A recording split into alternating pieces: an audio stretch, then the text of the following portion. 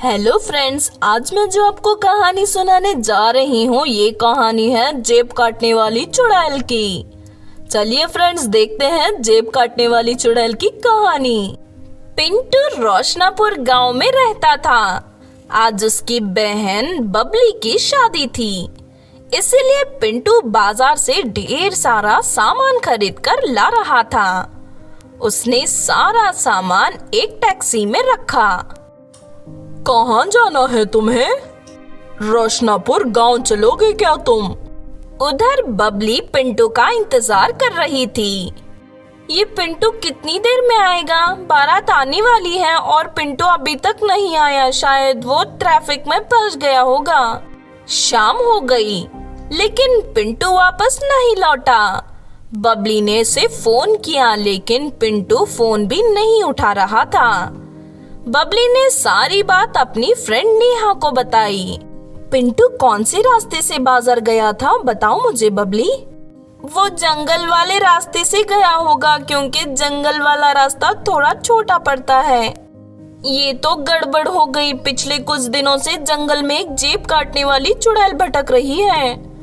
मुझे डर है कि कहीं पिंटू को उस चुड़ैल ने पकड़ लिया होगा। तो अब हमें क्या करना चाहिए? प्लीज नेहा, प्लीज मेरी मदद करो। मैं गौरव को बुला कर लाती हूँ, फिर हम तीनों पिंटू को ढूंढने चलेंगे। तुम चिंता मत करो। बबली, नेहा, गौरव पिंटू को ढूंढने निकल पड़ते हैं। हमें रास्ते में किसी से पूछना चाहिए कि उन्होंने किसी 20 साल के लड़के को देखा है क्या। उन तीनों को एक आदमी मिलता है। गौरव कहता है, अंकल जी, क्या आपने किसी लड़की को यहाँ आते जाते देखा है?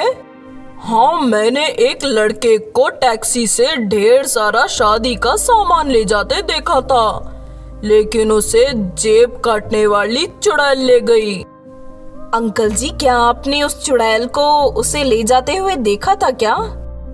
हाँ बेटा, पहले चुड़ैल ने उस लड़के से कहा कि वो उसकी जेब काटना चाहती है, लेकिन लड़के ने अपनी जेब कटवाने से मना कर दिया। इसीलिए चुड़ैल उसे गर्दन पकड़कर उठा कर ले गई। ये सुनकर बबली रोने लगी। उसे लगा कि उसका भाई अब कभी नहीं लौटेगा। मेरी शादी वाले दिन ही मेरे भाई गायब हो गए। बारात आने वाली है, अब हम क्या करेंगे, कैसे करेंगे? तुम चिंता मत करो बबली, हम पिंटू को ढूंढ निकालेंगे, चाहे हमें पूरे जंगल में घूमना पड़े। तुम लोग पूरब की दिशा से जंगल में घुसो। चुड़ैल शायद उसी तरफ रहती है। कोई तुम्हारी जेब काटने को कहे तो मना मत करना। वो आदमी एक लुटेरा था। उसने जब देखा कि गौरव, बबली और नेहा जंगल में घुस गए, तो उसने अपने एक साथी को तुरंत उनके पीछे लगा दिया। पूर्व दिशा के जंगल में दलदल थी।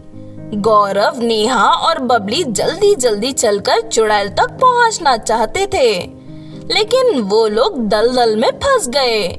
तभी लुटेरे का साथी वहां पहुंच गया। मुझे तुम्हारी जेब काटनी है।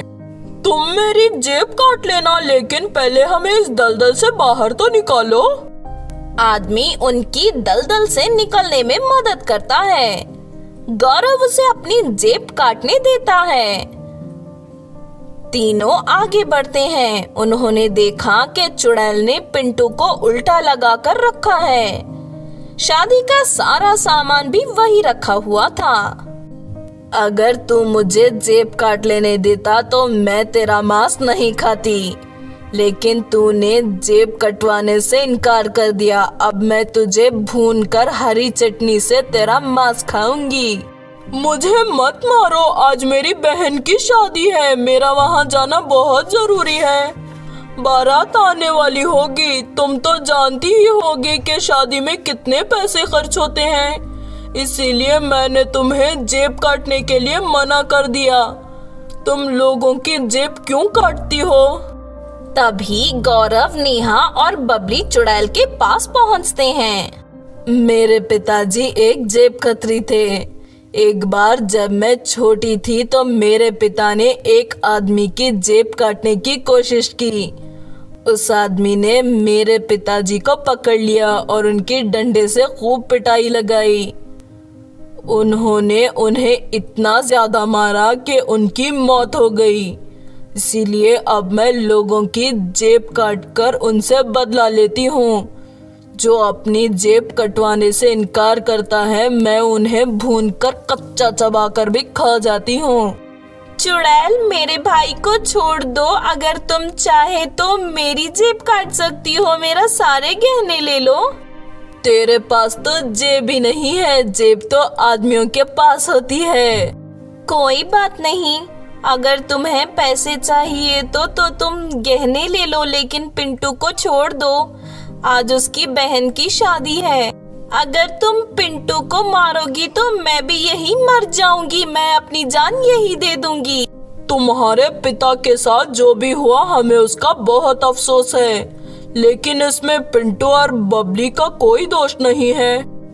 चुड़ैल को उन लोगों पर दया आ जाती है और वो कहती है, दोष तो मेरा और मेरे पिताजी का भी कुछ नहीं था, बस हम गरीबी में पैदा हुए थे, इसीलिए जेब काटते थे। ले जाओ अपने पिंटू को। चुड़ैल, तुम बहुत अच्छी हो, तुम्हारे पास भी दिल है। हम हवन करवाएंगे ताकि तुम्हारी आत्मा को शांति मिल सके और तुम दोबारा इंसान के रूप में जन्म ले सको। मेरी शादी है आज, तुम भी मेरी शादी में जरूर आना। इतना कहकर वो लोग पिंटू को लेकर वहाँ से चले जाते हैं। बबली की शादी हो जाती है और वो खुशी खुशी रहने लगते हैं। तो आपने देखा फ्रेंड, जेब काटने वाली चुड़ैल की कहानी। अगर ये कहानी आपको अच्छी लगी हो तो जरूर लाइक करें और हमारे चैनल को सब्सक्राइब भी कर लें। और हाँ दोस्तों, कमेंट करके जरूर बताना कि आपको कहानी कैसी लगी।